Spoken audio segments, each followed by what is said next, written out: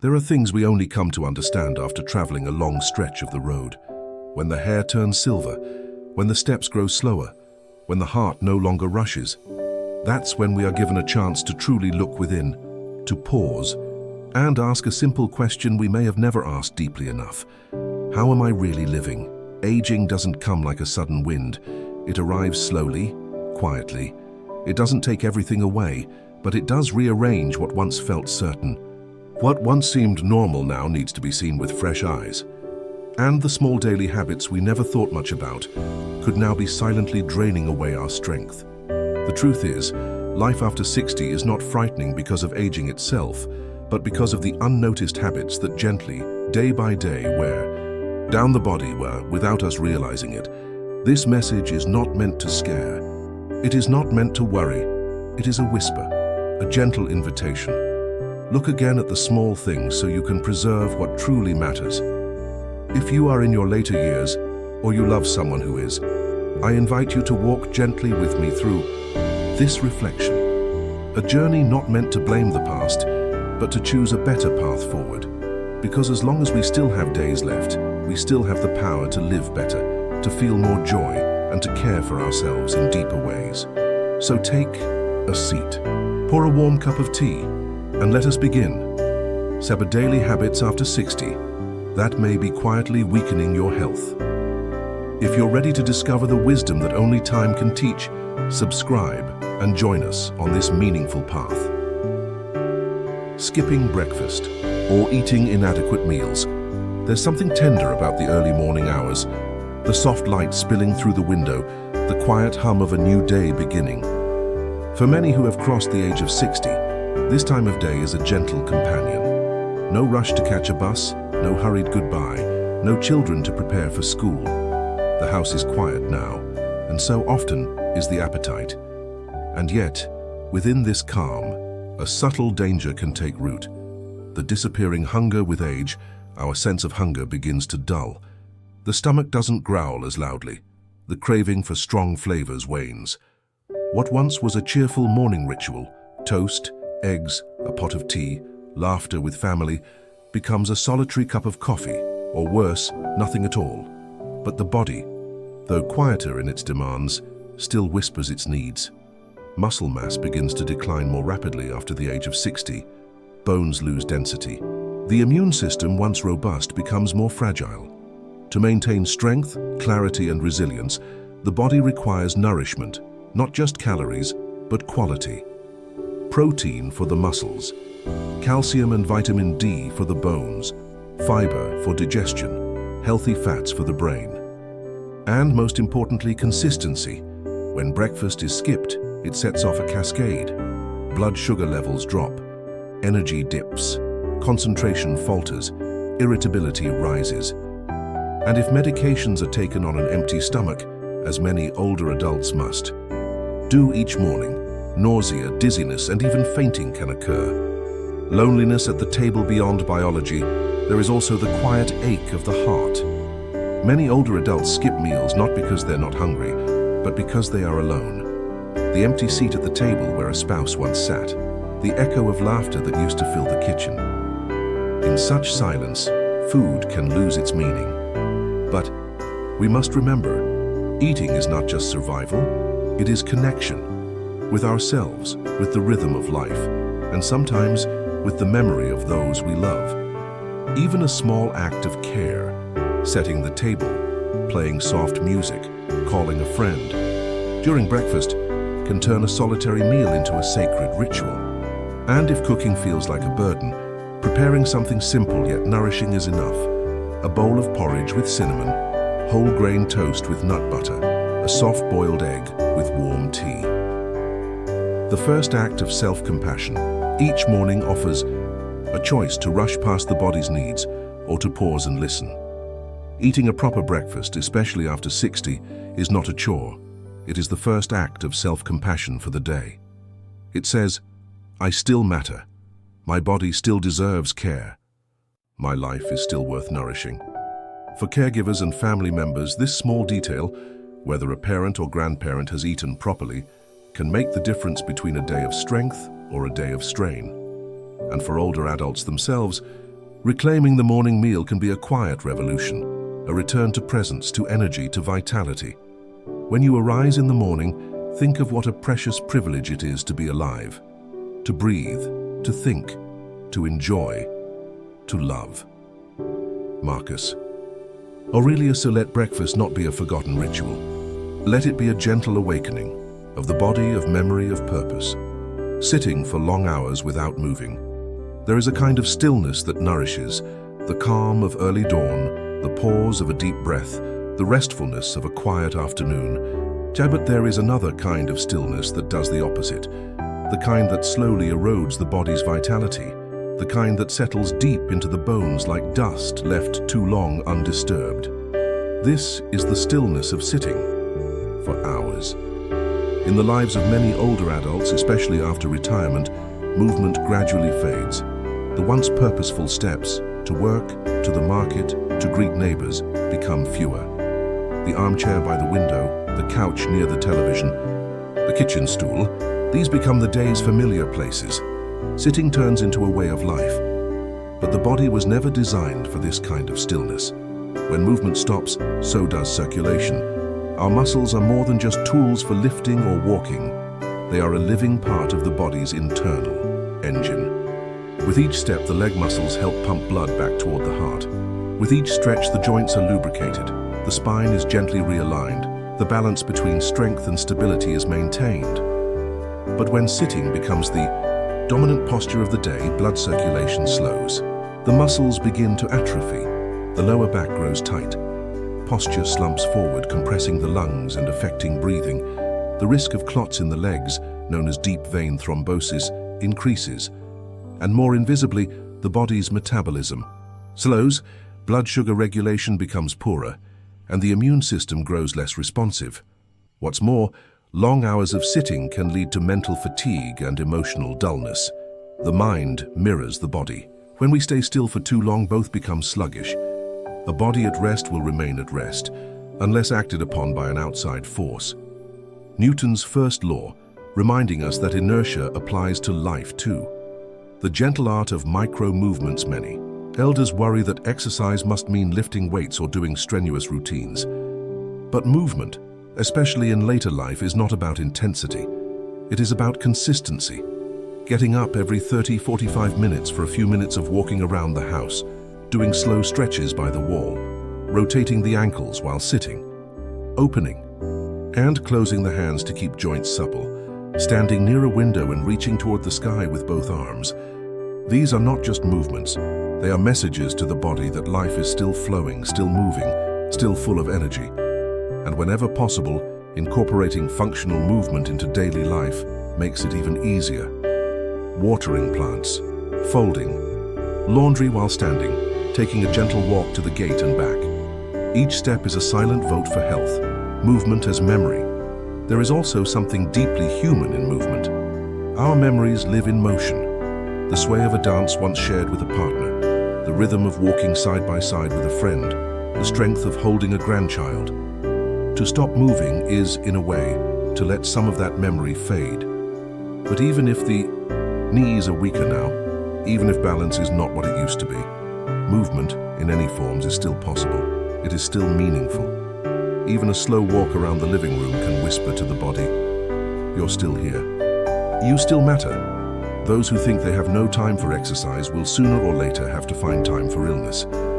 Edward Stanley. So let us rise, gently, slowly, safely. Let us give our bodies what they are quietly yearning for. Movement, not for appearance, not for performance, but for presence, to feel alive again. Doisitsiwa, neglecting hydration. Throughout the day, there is a quiet thirst that many older adults carry without knowing. It is not the kind that parches the lips or makes one crave a tall glass of cold water. It is subtler, a mild fatigue that lingers, a lightheadedness mistaken for age, a dryness in the skin or stiffness in the joints that quietly grows with the days. And behind it all, there is often a simple, gentle cause: dehydration. After the age of 60, the body undergoes a quiet shift. The sensation of thirst, the natural signal that once reminded us to drink, becomes dull. The kidneys too become less efficient in conserving water. The body begins to lose moisture more easily, and yet asks for it less urgently. This mismatch leads many older adults to drink far less water than their bodies actually need. And yet, water is not optional, it is foundational. The role of water in the aging body. Every system in the body depends on hydration. Water cushions the joints, regulates body temperature, aids digestion, helps transport nutrients and flushes out waste. It keeps the skin supple, the mind alert, and the blood flowing freely. Even mild dehydration can cause fatigue or low energy, dizziness or imbalance, which increases fall risk. Constipation, confusion or forgetfulness, headaches, dry skin and poor wound. Healing, and in more serious cases, dehydration can lead to urinary tract infections, kidney issues, and hospitalization. Yet because the signs are often mistaken for just getting older, the root cause is often missed. Thousands have lived without love, not one without water. W.H. Auden. Why many elders don't drink enough. There are quiet everyday reasons why hydration is overlooked.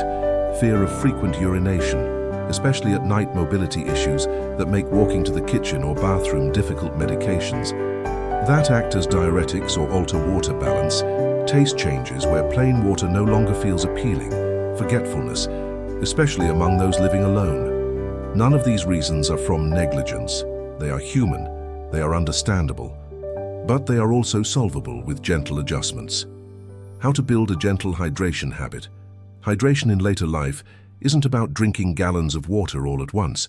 It's about steady, mindful sipping. Some thoughtful practices include keeping a small, easy-to-grip bottle nearby at all times, flavoring water with slices of lemon, cucumber, or mint, drinking warm herbal teas throughout the day, using reminder notes or gentle phone alerts, pairing hydration with daily activities, e.g. a glass of water after brushing teeth or taking medicine, eating water-rich foods, soups, stews, watermelon, cucumber, oranges, zucchini, even soups, beloved in many cultures as comforting and nourishing, are a powerful way to hydrate, while also providing warmth and nutrition. And for those who feel cold and avoid drinking water, warm water or room temperature liquids can be a soothing compromise. Hydration as a quiet act of care. To drink water is to remember, I am still caring for this body, this vessel that carries me through the years. Even the act of sipping can become a ritual of mindfulness, a pause in the day to reconnect with the present moment, to feel the water touch the throat and know, even silently, I am still here.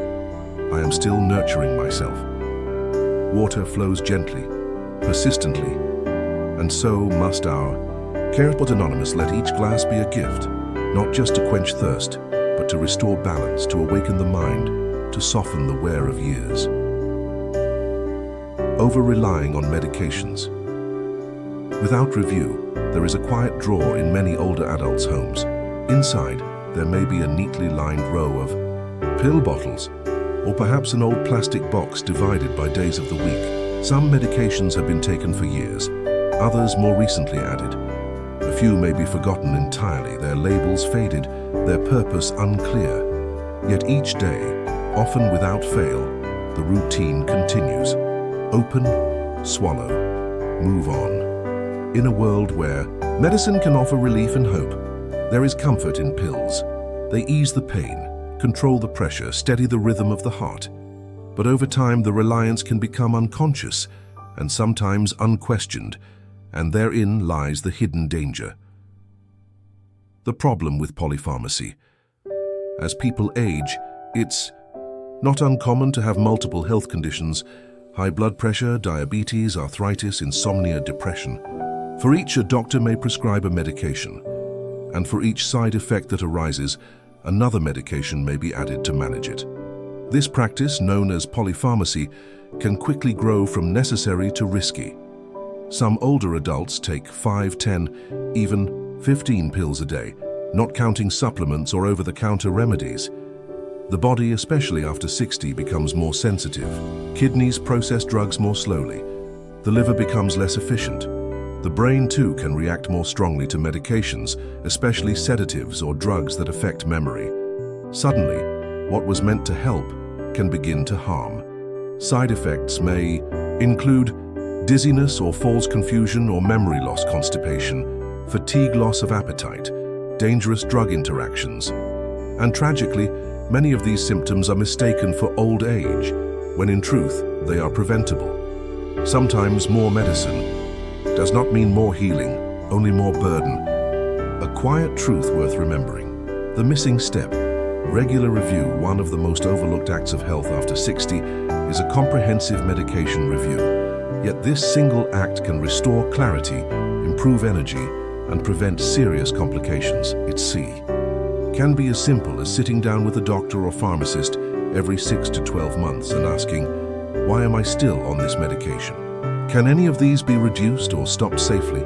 Are there lifestyle changes that could replace a drug? Are any of these interacting with each other? What side effects should I watch for? This is not a rejection of modern medicine. It is a wiser use of it. It is a recognition that the body changes with time, and so too must its treatment. Gentle alternatives and support. In many cases, non-drug approaches can support or even replace certain medications. Gentle movement and nutrition can help manage blood pressure or blood sugar. Mindfulness, music and meaningful social connection can ease anxiety or sleep difficulties. Physical therapy can reduce reliance on painkillers. Herbal remedies, when properly supervised, can offer support without the heavy toll of side effects. Of course, some medications are essential, life-saving even, but the key is intentionality. Each pill should serve a clear purpose. Each dose should be re-evaluated as time passes. The art of medicine consists of amusing the patient while nature cures the disease. Voltaire, while not entirely true today, the quote reminds us, healing is not just what we take in pill form. It is how we live, move, rest, and care for ourselves. Medication as partnership, not dependency. There is a powerful difference between using medication consciously and using it automatically. One is a form of empowerment, the other quiet surrender. Older adults have the right and the need to understand what they take, why they take it, and whether it's still necessary. Family members and caregivers too can gently assist in this process, helping organize pills, asking thoughtful questions, and attending doctor visits, because the goal is not simply to take medicine, but to live well. It is not the number of pills, but the peace within that marks true health. 5. Isolating socially and emotionally. There is a kind of silence that heals, the gentle hush of an early morning, the soft quiet of reading beside a window, the peaceful calm after prayer or meditation. But there is also another silence, a heavier one, the silence that lingers too long, the silence that is not chosen but grown into, the silence that does not comfort but consumes. This is the silence of isolation. For many people over 60, life begins to shift in quiet, sometimes in visible ways. Children grow up and move far away, friends pass on. The once familiar workplace becomes a memory. Days stretch longer, conversations become fewer, and without meaning to, many elders begin to withdraw. First from events, then from calls, then from the world itself. But humans were never meant to live in emotional solitude. The world is too quiet without you nearby. Lemony Snicket. This isn't about always needing company. Solitude can be nourishing. But chronic social isolation is different. It wears away at both the mind and the body, often without making a sound. What isolation does to the body and mind research has shown that loneliness is as damaging to health as smoking 15 cigarettes a day. It increases the risk of heart disease and high blood pressure, weakened immune function, depression and anxiety, cognitive decline, and dementia-shortened lifespan, and yet its symptoms are often hidden. A person may still smile, may still say, "I'm fine," but inside the weight of silence can be crushing. Loneliness is not always being alone. It is feeling alone, even in a crowd, even in a family. Why isolation grows with age, loss of mobility or transportation means fewer outings. Hearing difficulties can make conversations tiring or embarrassing. Grief, from losing a spouse, siblings, or old friends, creates emotional, whilst retirement removes the daily rhythm of interaction. Fear of being a burden causes many elders to retreat quietly. Technology gaps may widen the distance with younger generations. It is not a failing. It is a natural drift, but one that needs gentle interruption. Reconnection begins with small steps. Rebuilding connection doesn't require grand gestures. It begins with the ordinary, calling an old friend, even just for 5 minutes, joining. A local walking group, reading circle or senior class, inviting a neighbor for tea, volunteering once a week at a library, hospital, or community garden, asking grandchildren to teach how to use a phone app, or write an email, attending faith services, or community events. Even occasionally, each small act breaks the pattern. Each connection becomes a thread, and threads over time become a net that gently holds the spirit again. Emotional isolation matters. Too, even with people nearby, emotional distance can still grow. That's why emotional openness, sharing, worries, joys, memories is just as important.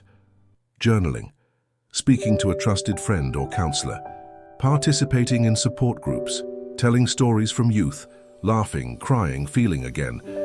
These are not luxuries, they are emotional vitamins. The opposite of loneliness is not company, it is belonging. Brené Brown. Belonging begins when we are seen, heard, and valued, not for what we do, but simply for who we are. We heal in the presence of each other, for family members and caregivers. Sometimes the most powerful medicine is not a pill, but a hand held, a meal shared, a chair pulled closer, a question asked gently. How are you really feeling today? To the elder reading this, your voice still matters, your presence is still needed. And while the world may feel faster and louder than it once was, there is a space in it that only you can fill. Sound with your stories, your spirit, your steady light. Let us not let the silence take root. Let us return even slowly to one another. Poor sleep habits and irregular sleep cycles. There is a sacred stillness that comes with nightfall. For the older soul, it can be a time of deep reflection or restless turning. The room is dark. The world has quieted, and yet the mind, instead of slowing down, stirs with thoughts, aches, memories, or worries. The body lies in bed, but sleep lingers far away, like a bird that no longer visits the same branch. Sleep changes with age. This is a truth both natural and often misunderstood. But when those changes go unmanaged, they slowly erode the foundations of well-being. Sleep is the golden chain that ties health and our bodies together. Thomas Deckerand. When that chain frays, many other parts begin to unravel too.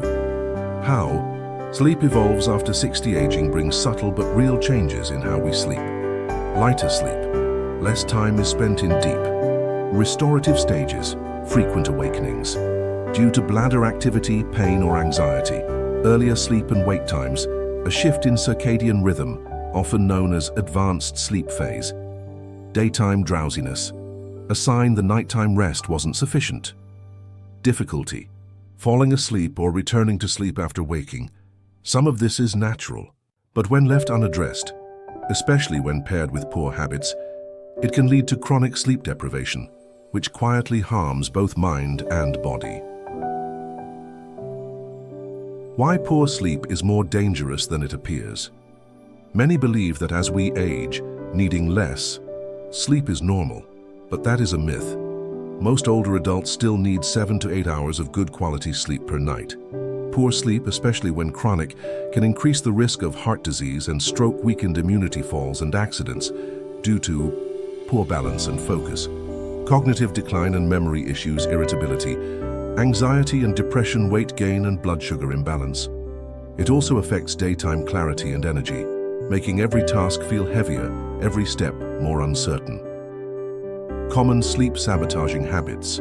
Some habits that quietly disrupt sleep in older adults include napping too long during the day, which confuses the body's rhythm, irregular sleep schedules, sleeping and waking at different times each day, screen use late at night, Phones, TVs, or tablets disrupting melatonin production, heavy meals or caffeine too close to bedtime stimulant, or sedative medications taken at the wrong time, lack of exposure to daylight, especially in the morning. Even loneliness, grief, or anxiety, if left unspoken, can turn into restlessness at night. Restoring the rhythm, gentle sleep, practices, sleep, does not need to be forced. Like a child or a bird, it returns best when invited gently. Some simple practices can help restore the body's natural rhythm. Go to bed and wake up at the same time each day. Even on weekends, limit daytime naps to 20 to 30 minutes and not too. Late in the day, get natural sunlight in the morning to regulate the body clock. Avoid screens and bright lights 1-2 hours before bed. Create a bedtime ritual. Soft music, warm tea, gentle reading. Keep the bedroom cool, dark, and quiet. Use sleep aids sparingly and under supervision. Natural options like melatonin or valerian root can sometimes help. Talk about your worries before bed. Journaling, prayer, or conversation can lighten the emotional load. Above all, don't battle sleep. Soften around it. Let the body remember its own rhythm. Sleep is not a pause. It is a repair, a quiet rebuilding of the soul. Anonymous, when to seek help. If sleep continues to evade despite healthy habits, it's important to speak with a doctor. Conditions like sleep apnea, restless leg syndrome, or chronic insomnia may require more specific care. Many older adults suffer unnecessarily, not realizing their sleep issues are treatable. To rest well is to live well, not just longer, but clearer, lighter, more present. In a culture that values doing, sleep is the gentle reminder that being, resting, healing, surrendering to stillness is just as sacred. Let us honor that rhythm again. 7. Skipping purposeful physical movement. There is a stillness that nourishes.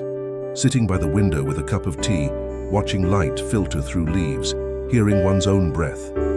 But when that stillness becomes a way of life, not a moment in it, the body begins to whisper, then warn, then wither. Movement is not just for the young. In truth, movement is the language of life, and the older the body becomes, the more it needs to speak it. Those who do not find time to move must one day find time to be ill. Ancient proverb, yet as people age, movement often becomes optional, or even avoided. A sore knee, a stiff back, a fear of falling. Slowly, routines shrink. The walk to the market becomes a delivery. The garden waits unattended. The stairs are avoided, and eventually even simple stretches feel far away.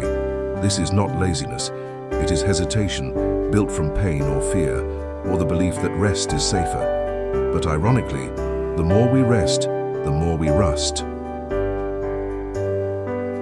What happens when the body stops moving without regular, purposeful movement? The body quietly declines. Muscles weaken, reducing strength, and balance. Joints stiffen, making motion more painful over time.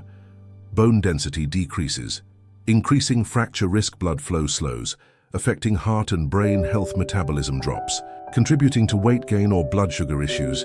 Mood dips due to decreased release of endorphins. Memory and focus dull, as physical activity fuels brain health. And even worse, the will to move begins to fade, creating a cycle that deepens every month. Movement doesn't mean exercise. It means living. Many older adults avoid exercise because they imagine gyms, sweat, heavy routines. But movement can be soft, gentle, woven into life like breath.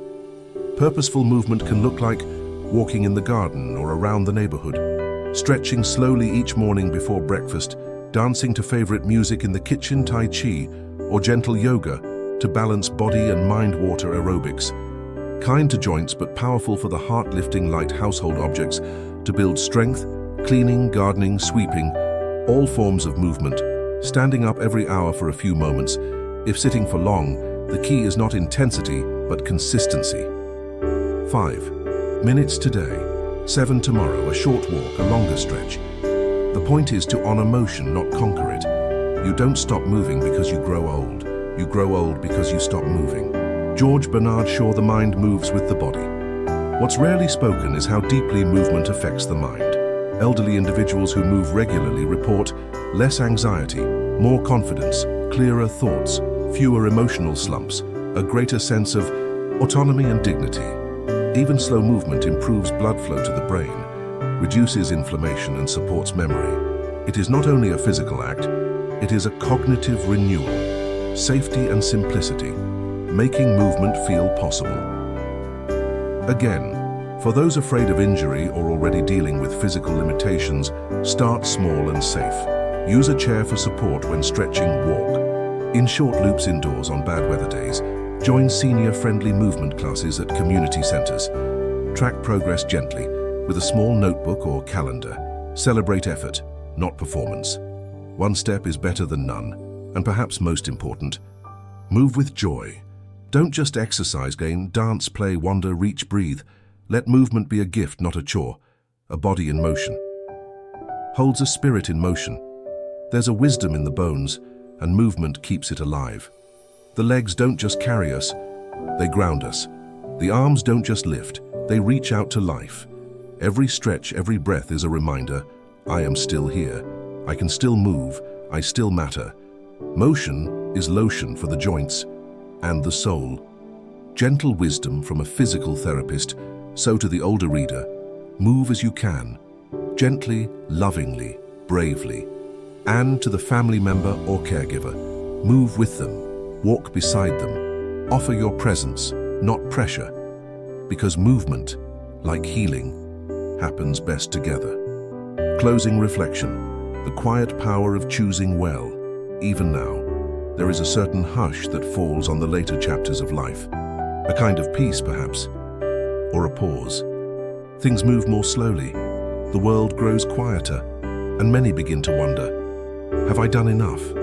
Have I cared for myself well? Is it too late to start again?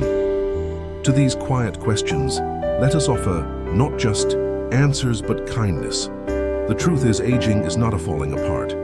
It is a deepening. Yes, the body grows more delicate. Habits harden like old clay. Energy is not what it was. And yet, there is a strength that lives in the soul now.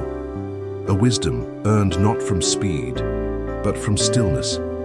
Not from ambition, but from endurance. And in that wisdom lies a powerful truth. It is never too late to tend to the garden within. Old Chinese saying. Throughout these 7 parts, we've seen how small, unnoticed habits, things done daily without much thought, can slowly dull the light of life. Skipping meals or eating poorly, avoiding water, sunlight and movement. Shrinking. Social circles and growing isolation, letting sleep become fragmented, rest become restless, ignoring the body's whispers until they turn into shouts. And yet, with each small change, with each gentle return to care, we begin to rebuild. Health in later life is not built from grand efforts, but from quiet daily choices. A glass of warm water in the morning, a stretch before sunrise, a plate filled with color, a friend called without reason, a walk even if slow, a bedtime kept like a promise, a moment of stillness and said just to breathe. These are not just routines, they are rituals of self-respect. They say that how we end things matters just as much as how we begin them. In truth, there is no end here. There is only the next morning and the chance to care for yourself more tenderly than yesterday. So if you are reading this, whether you are 60, 70, 80 or beyond, know this. You are not behind, you are not broken, you are becoming even now, especially. Now, there is more to feel, more to give, more to receive. The body may slow, but the heart has no expiration date. So begin again, softly, patiently, and remember, no matter how long the winter, spring always returns to the soul that welcomes it. Grace, gratitude, gentle hope. These are the companions that walk with you now. Let them lead you forward, not to a finish line, but to a deeper beginning, one quiet step at a time. You are still here, and that is more than enough. By now, perhaps each of us has quietly looked inward, not to judge or regret, but simply to realize, as long as a new morning still greets us, we still have time to love ourselves a little more, tend to the small habits, and begin again gently, like the first light of dawn. Growing older is not the end of the journey. It's the most serene chapter, where we are invited to live more deeply, understand more fully, and love ourselves more kindly. Though the body may slow and memories may soften, every small choice, from a glass of water to a good night's sleep, or simply walking under the morning sun, becomes a gentle affirmation of life. You still have so much to offer. And you are deeply worthy of receiving peace, vitality, and meaning in return. So start today, not to become someone new, but to gently return to yourself in the most radiant, restful version of who you already are. Thank you for spending your precious time reflecting with us here at Elderly Wisdom Archive. If you found this video helpful, please consider liking, subscribing, and sharing it with your loved ones.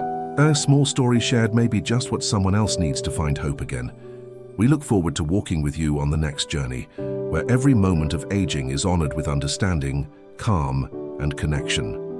Wishing you health, peace, and a life lived fully, one gentle day at a time.